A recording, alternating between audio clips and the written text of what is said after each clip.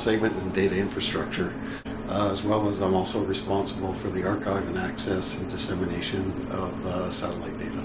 The only way to control them and to get the data down is through dishes that you see around here. The further north you are, or closer to the southern pole, you get more contacts with the satellites. So the entities that are here now, they're major players. They have large installations in Europe, but what they're trying to do is maximize their contact with satellites. So those dishes are used for two purposes.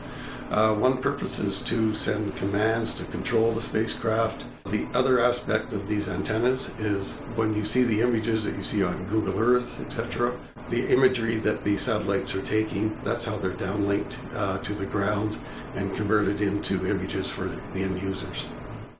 Quite often the satellites contain more information than they can downlink, so you try to have multiple stations. So Inuvik is quite far north. That allows for more contacts with the satellites. So a satellite will typically orbit the Earth about, in the case of RCM, 15 times a day. Inuvik would have the ability to see each of those satellites 11 out of those 15 times. So it allows the more contact you can make with the satellites, the ideal location for a station.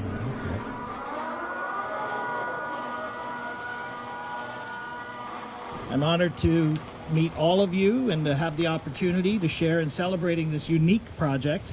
It's globally unique, and it's a project that brings together art, history, culture, science, and technology. The most important thing it brings together is community.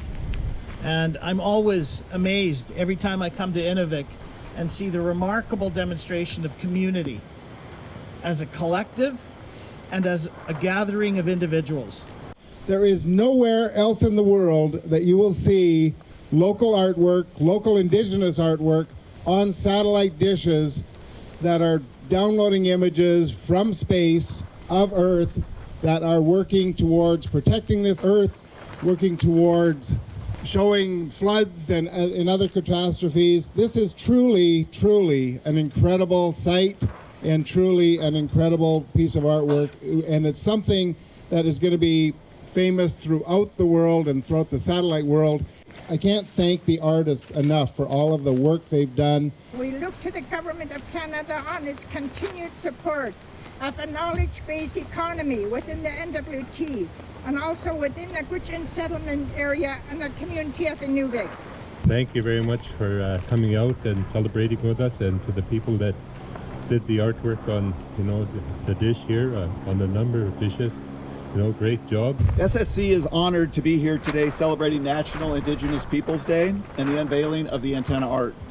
SSC began operations in 2012 at the ISSF, and we've had a great relationship with NRCan and the local community ever since. To further that relationship, this spring we broke ground on a new infrastructure at the site. At the end of the road, we'll be installing a new 7-meter antenna that will be operational by next year.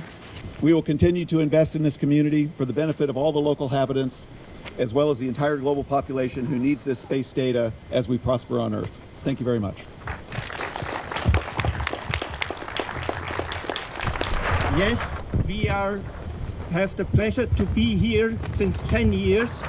We had the construction of our antenna system performed in 2009, but the opening of the antenna was 2010. We at the German Aerospace Center, we are really proud and we are honored by the art from Ronnie Simon. The antenna system is dedicated to Earth observation, and Earth observation is providing information on the status of the Earth. And I think we have to worry about Earth. And the art from Ronnie Simon is showing to us that the Gwich'in are very much connected to the land where they are living. They are really taking care of the land they are living. From the point of Earth observation, we really only could wish that mankind would take care of Earth like the Gwich'in take care of their land. Thank you. How does it feel to see your painting that big? It's different. You see a smaller scale. What do you think was your biggest challenge in making this piece? Just finding an idea of what to put together. And that's the way I remember, like, when I used to be on land. Yeah, just the quietness and peacefulness and seeing wildlife. And that's what I came up with. Yeah, I hope people have a greater respect for the land, seeing my artwork. It's like, that's awesome because it is really huge. I didn't expect it to be that huge. I didn't know this was that big.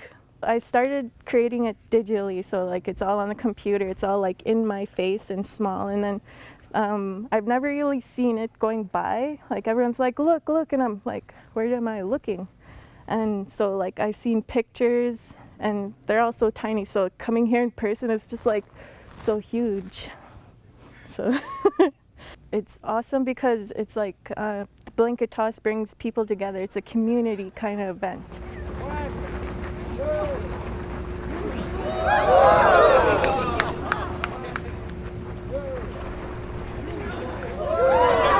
This is for an antenna to like look at satellites far away, and this is an image of like blanket toss, how our people used to see far away too. So it's almost like synonymous or something.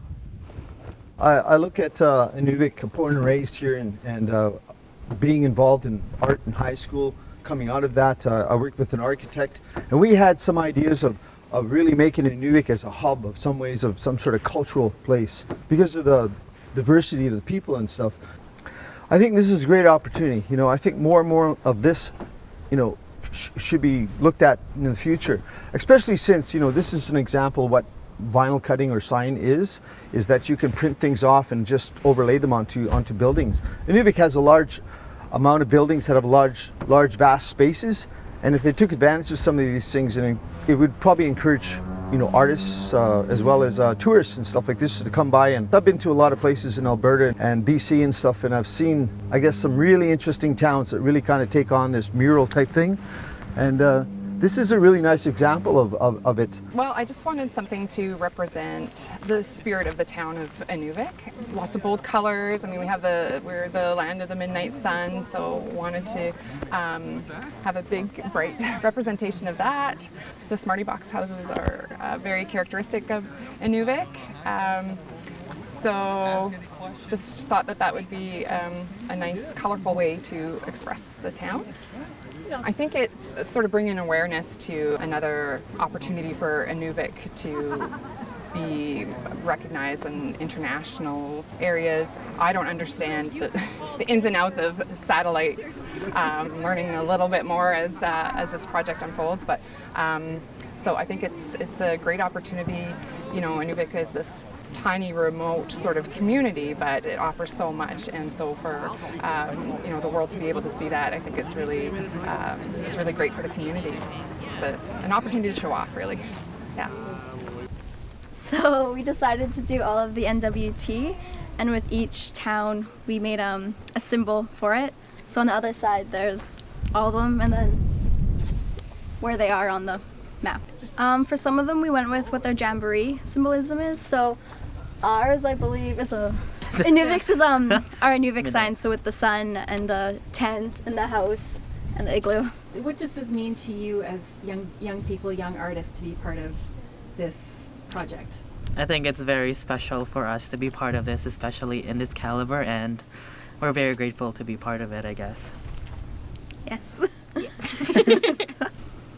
I think for most of us, especially Cheyenne here, definitely opened up a lot of perspective and maybe opportunities, perhaps. I think this itself is a very good start, I guess, and we're all very happy to be part of it.